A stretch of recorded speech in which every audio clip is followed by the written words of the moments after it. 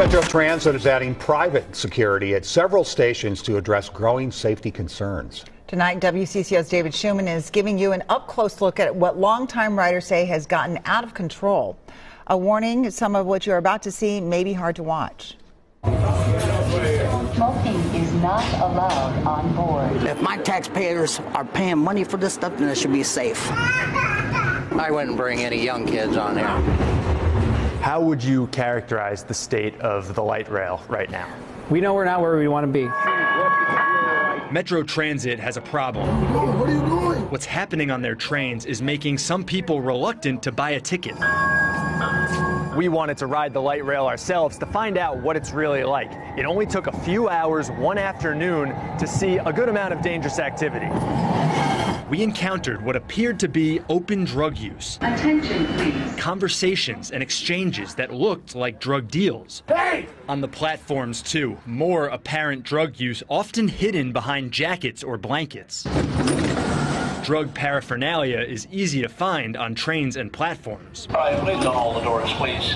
We took these videos on both the blue and green lines. What is that you have? From St. Paul to the Mall of America, then showed them to Metro Transit. I know we're talking about it, but to see it like that, what do you think of that video? That's hard to watch, of course. And it's a hard environment to work in, and it's a hard environment for our customers to ride in and feel safe in. We acknowledge all of that. These are very serious issues. So what is Metro Transit focusing on to fix this? Getting a better presence on transit, meaning more police officers out there on the street and in the train cars, on the platforms. Maintaining that presence has been a challenge, though. There are 108 officers right now, down from the budgeted 171. We don't know that everybody's going to see an officer every time they ride. We don't have enough police officers to make that possible. There are more than 1,000 live cameras watching everything, ready to be reacted to. Is this being sold on the light rail? And a Metro Transit memo this month reminded employees, due to a recent rise in overdoses, staff shouldn't assume people who appear to be asleep are not in need of medical attention. We're doing what we can. This is a big issue. If we're not waiting for trains, let's keep it moving. Lots of parts of society are being impacted here, and transit is a part of that.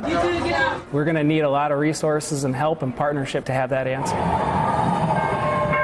David Schumann, WCCO 4 News. Metro Transit reports the number of crimes on trains and buses went up by more than 50% last year. Ridership is also on the rise. 2022 saw an 18% increase from 2021. It's a crisis that's accelerating by many metrics, but how is the current state of the drug crisis impacting Southeast Minnesota? I spoke with multiple addiction centers in Rochester and also an individual on her way to recovery, and here's what they were seeing. It's a crisis that has become more deadly, especially of late, and for those in Rochester, it's hitting home.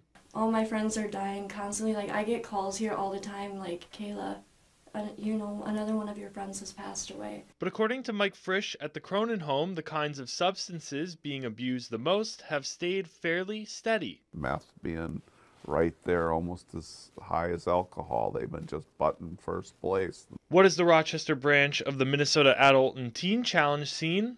Pandemic-induced isolation. And so I do believe that the problem has always existed, but it has exacerbated over since the pandemic. Also, we're seeing people that were struggling with isolation and depression, and they were turning to substance abuse of all kinds. During COVID, when things got really hard to get to a meeting, to fellowship, go to church, things just kind of shut down. The isolation, the depression, like already in addiction, you feel so isolated. Kayla, who dealt with her addiction battle, says her struggle began when she was prescribed opiates and could not get off them. Once that opiate is consistently in your system, it is so hard to get off. You're shaking, you're in the hot and cold sweats, and that's kind of the trend I have seen with all the people that I know. And when seeking those substances, users are not entirely sure what product they are receiving. Products with higher dosages or ones potentially laced with lethal fentanyl. Those that are dying from the fentanyl are the folks that probably at one time had been abusing Oxycontin. It in Xanax. They were finding it in different things that were on the street, and that definitely contributed to a lot of the deaths. Noah Kaplan, KTTC News. The River Valley Drug Task Force reports a recent spike in the seizures of fentanyl. The reason is unknown. The commander of the task force sat down to discuss the epidemic with KUIC News Now's Jared Dean. The Minnesota River Valley Drug Task Force has seen a substantial increase in seizures of the opioid fentanyl in the last year. I would say last year in 2021, we seized maybe a half a dozen of these fentanyl pills. And this year, as of today, we're up to 2,200 just in this task force area. The drug has been seen in various amounts in large quantities, from hundreds to thousands of pills when captured from distributors, sometimes alone and sometimes with other drugs like cocaine and marijuana. All the heroin we dealt with had fentanyl in it. Now people are just skipping the heroin and going right to fentanyl. One potential reason for the increase in occurrence of these pills is the high profit levels the distributors are seeing. The Minnesota River Valley Drug Task Force has reports of the pills being purchased for $1 or $2 per pill in southern states like Arizona, and then being resold in Minnesota for $15 to $35 per pill. Although the drug is newer to some task forces, they emphasize the danger of the drug and just how easy it is to overdose on the pill. Fentanyl is 50 to 100 times stronger than morphine. Another reason why the drug is so dangerous is because they are not being made in an accredited laboratory. According to Lieutenant Jeff Warsall, the production comes from Mexican drug cartels because doctors are not prescribing the oxycodone drug as much. We don't know how much fentanyl is in each pill. There's no way the customer knows how much fentanyl is in each pill. Warsall says that it's important to watch out for these pills, especially if someone you know has an opioid addiction, and to pay attention to what they are taking and to get them help. In Mankato, Jared Dean, KUIC News Now. The number of people who died of drug overdoses in Minnesota climbed by more than 20% last year.